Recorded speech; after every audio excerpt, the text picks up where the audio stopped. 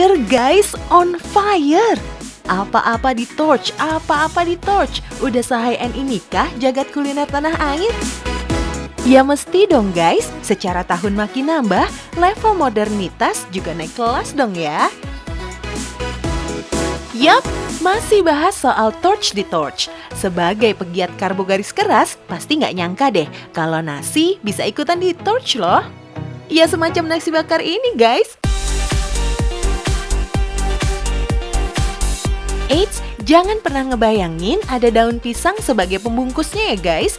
Nasi bakar kali ini spekta abis deh looks-nya. Uniknya, cita rasa di setiap porsinya fusion abis.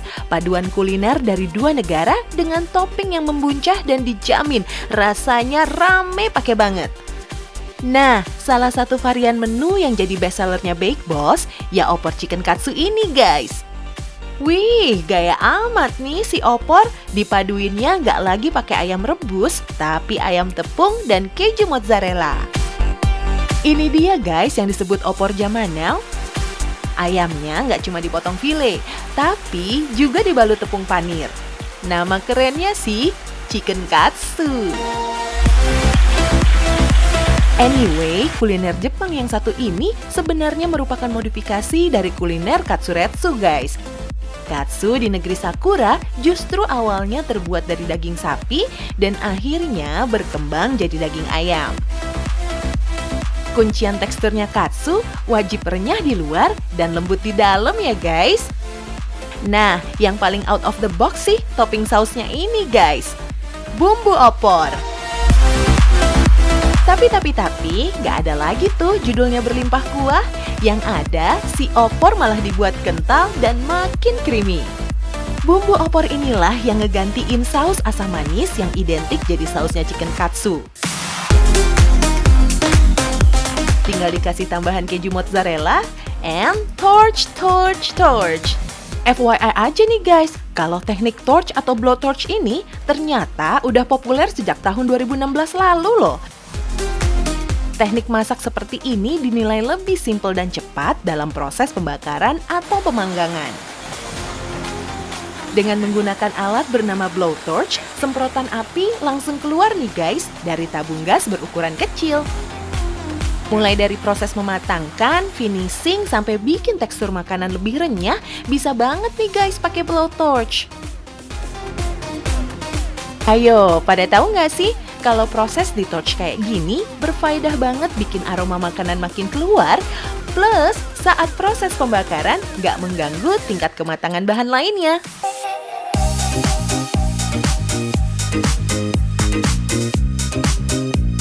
Anyway guys, ngomongin soal bungkus-membungkus nih. Di nasi bakar nggak lagi dibungkus pakai daun pisang. Nasi bakar 2021 justru pakai mangkok ceper kayak gini guys. Selain lebih simple, plating di wadah seperti ini juga sejalan nih sama konsep grab and go yang lagi ngehits baru-baru ini. So, konsep kayak gini emang cocok banget deh diaplikasiin di masa pandemi. Gak lagi makan di tempat, makannya di rumah aja. Untuk menu yang kedua yang lagi dibikin ini namanya Italian Beef. Kali ini, cita rasa Jepang berpadu sama Italiano nih guys. Secara ya, si beef katsu bakal dilumuri dengan saus bolognese khas Italy.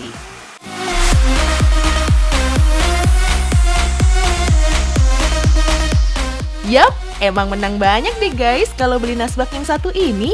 Endingnya itu loh, selalu dikasih keju mozzarella.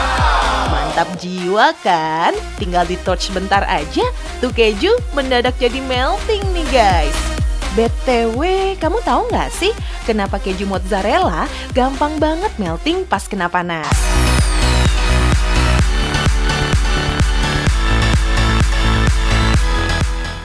Jawabannya nih guys, karena mozzarella tergolong keju muda yang lembut dan punya kandungan air lebih banyak dibanding jenis keju lainnya. Pas di titik leleh 32-54 derajat Celcius, tekstur keju mozzarella yang padat bakal mendadak ambiar nih guys, alias melting. Kayak hati kamu kalau disenyumin gebetan, meleleh. Bentar dulu nih, ngomongin bakar-bakaran. Kira-kira paguyuban netizen 2021 ini pada tahu nggak sih artinya bakar uang? Mungkin uangnya udah kebanyakan, terus nggak kepake, jadi dibakar aja, biar nggak dicuri gitu. Mungkin ya. Bakar uang. Gak tahu juga sih. Bakar uang. Ya mungkin uangnya dibakar. Uang mainan apa uang beneran ya? Kurang tahu sih kalau istilah bakar uang. Artinya, kalau pengen jadi kaya, uangnya dibakar. Habis itu abunya diminum. Soalnya kalau uangnya dicuci, nanti dikira money laundry.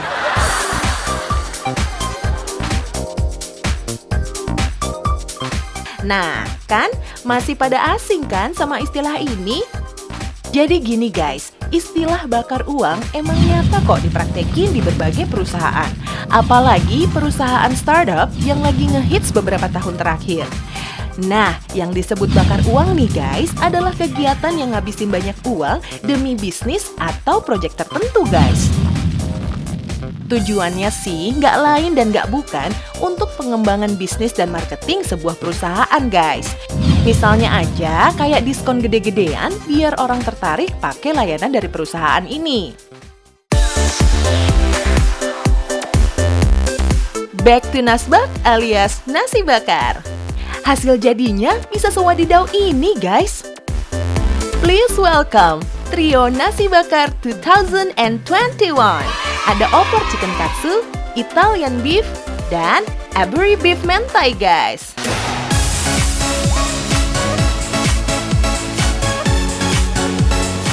Beres cooking, saatnya eating. Yup, sepintas nasi bakar ini emang mirip sama baked rice-nya orang Jepang ya guys. Yang ngebedain sih dari wadahnya nih guys, nggak pakai mangkok hot stone kayak nasi bakarnya Japanese people. Soal varian lauk sebagai toppingnya, nasbak yang satu ini kaya akan protein dan identik sama saus kental dengan cita rasa yang dominan bingits. Mau creaminya, asam manisnya, sampai pedasnya mentai, nempel banget guys di hati. Di lidah ya maksudnya.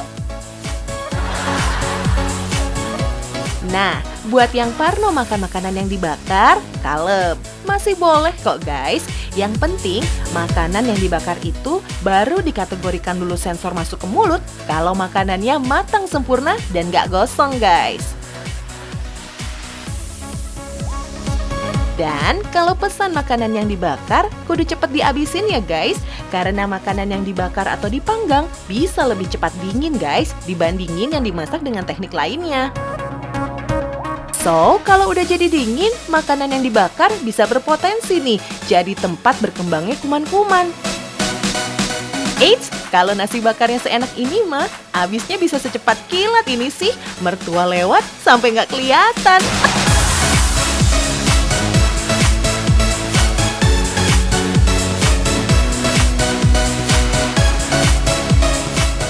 Well, biar adem lagi, kita balik ke Aryo dan Lisa.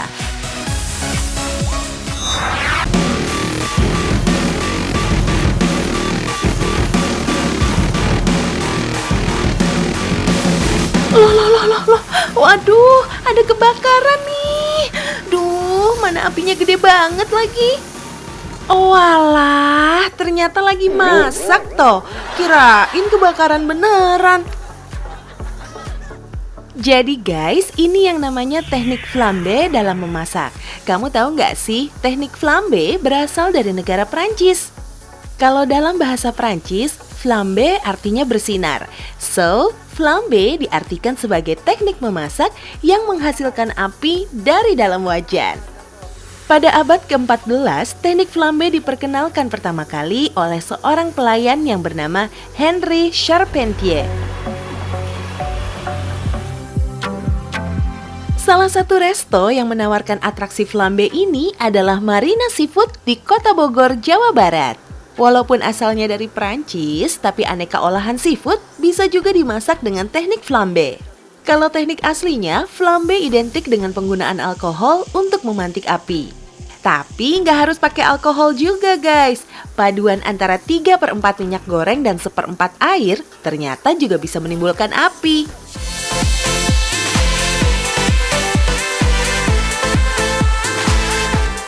Yuhu! Sesi fire show. Gak cuma terjadi di atas wajah nih guys, di atas panggangan juga bisa ngasih efek kobaran api yang menyala.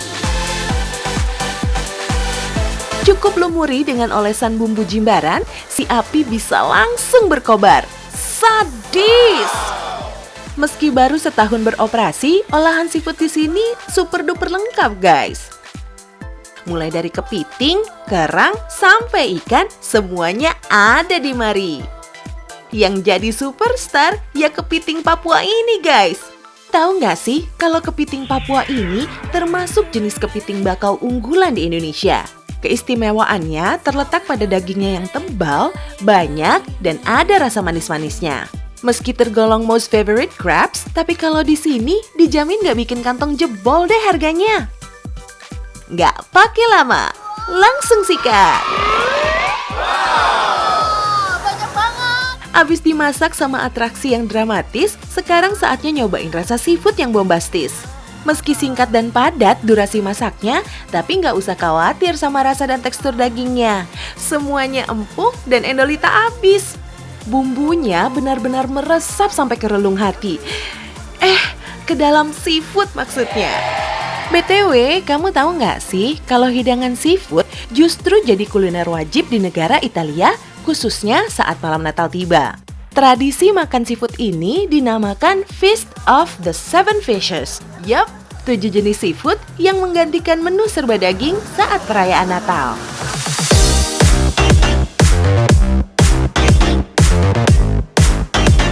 Oh iya, meskipun sama-sama pakai api, tapi flambe beda banget sama grilling maupun roasting ya guys. Kalau grilling, makanan diletakkan langsung di atas panggangan dengan bara api. Proses grilling juga lumayan cepat, serta memberikan warna hangus pada daging yang dimasak. Salah satu contoh makanan hasil grilling yang paling sering kita lihat, ya sate guys. Sedangkan roasting, bahan makanan yang dimasak tidak langsung bersentuhan dengan api.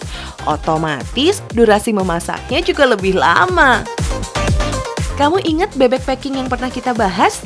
Nah, memasak bebek packing yang menggunakan uap panas dari batu merupakan salah satu contoh teknik roasting. Dalam perkembangannya, teknik roasting juga termasuk penggunaan oven sebagai alat bantu. Guys, kamu kebayang nggak sih kalau nggak ada api? Mungkin kita harus menyantap makanan mentah-mentah, mirip sama manusia prasejarah. Untungnya, sejak 2 juta tahun yang lalu, manusia udah menemukan cara untuk memasak makanan dengan menggunakan api. Pada zaman itu, menyalakan api pasti butuh perjuangan banget ya guys. Harus pakai batu atau kayu yang digesek. Beda sama zaman now yang udah tinggal puter tombol. Kamu tahu nggak sih kalau manusia prasejarah menghabiskan 48% waktunya dalam sehari untuk makan, sementara manusia modern hanya menghabiskan waktu sebanyak 5%. Karena makanan yang disantap udah menjadi lebih lunak, maka proses mengunyah sampai mencerna makanan jauh lebih singkat. So, memang bener ya guys, itulah sifatnya api. Kecil jadi kawan, besar jadi lawan.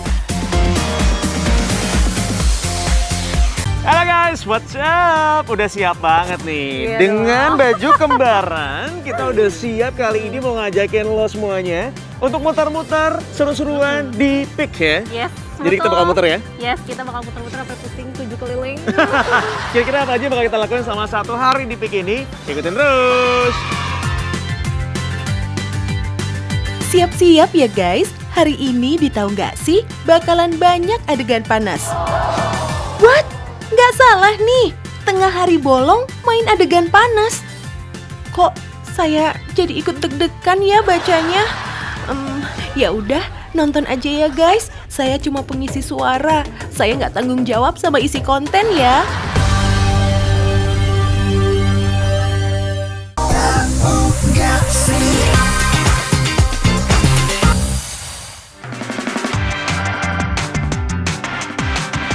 Yuhu, udah mau akhir pekan nih.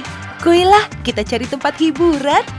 Nggak usah pergi jauh-jauh guys, masih di sekitaran Jakarta aja nih. Kali ini Aryo dan Lisa bakal muter-muter seharian di Peak alias Pantai Indah Kapuk. Banyak spot yang asik-asik katanya guys.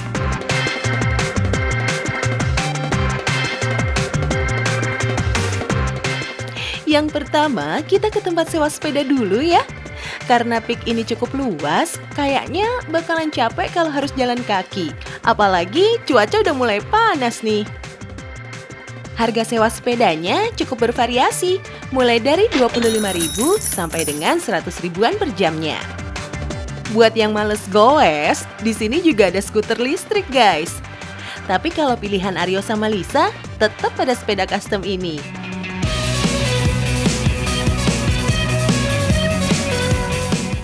Selain bentuknya lebih cute, naik sepeda di pagi hari juga sangat baik untuk kesehatan tubuh. Apalagi sepedahannya di kawasan yang khusus sepeda kayak gini. Pasti dijamin aman karena nggak ada kendaraan lain yang melintas.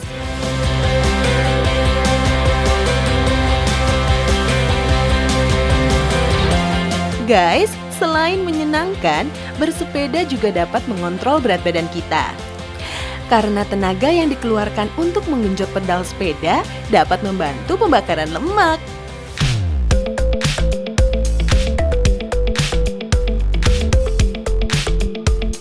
Guys, di area Peak ini juga ada pantai pasir putih yang bisa jadi rekomendasi. Uniknya guys, lokasi pantai buatan ini sebenarnya udah berada dalam wilayah Provinsi Banten.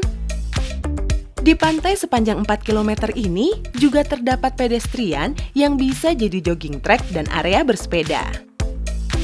Oh iya guys, ngomongin soal pasir nih. Kamu tahu nggak sih, kalau dibandingkan dengan air, pasir dan batu lebih cepat memanas. Kalau kamu nggak percaya, buktiin aja sendiri. Pasir di pantai maupun di gurun akan terasa sangat panas di siang hari, tapi sebaliknya akan menjadi dingin di malam hari. Karena di saat panas terik di siang hari, pasir dan batu bisa menyerap panas dengan cepat. Tapi setelah matahari terbenam, pasir dan batu akan melepaskan panas dengan cepat pula.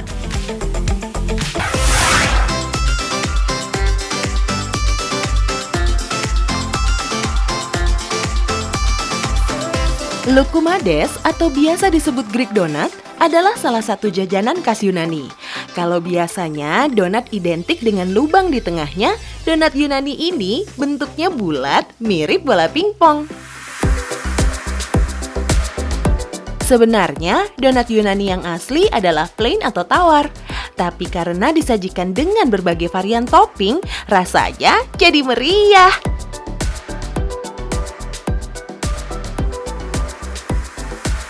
Selain dark chocolate, sebenarnya masih banyak varian rasa lainnya yang bisa kamu pilih. Seperti lotus, green tea, peanut butter, pistachio, dan masih banyak lagi. Alright, karena Aryo dan Lisa udah mulai panas lagi, kita lanjutin adegan panasnya ya guys. Pancoran Peak adalah pusat kuliner baru yang ada di Pantai Indah Kapuk, Jakarta Utara. Tapi di sini nggak cuma aneka kuliner peranakan Tionghoa, ada juga berbagai kuliner khas Indonesia. Oh iya, konsep bangunannya juga estetik banget guys. Jadi serasa di China beneran. Gak heran kalau banyak yang jauh-jauh datang ke sini hanya untuk sekadar foto atau ngevlog. Selain makanan, di sini juga ada loh toko aksesoris yang menjual pernak-pernik lucu. Contohnya barongsai mini ini.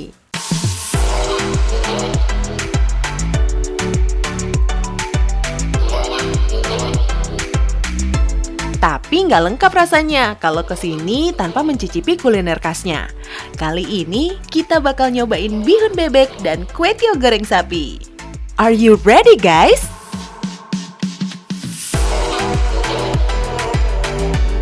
Duh emang ya, yang namanya makanan khas Tionghoa rasanya nggak ada yang ngalahin. Gurihnya pas dan bawaannya tuh mau ngunyah terus. Seng ada lawan deh pokoknya.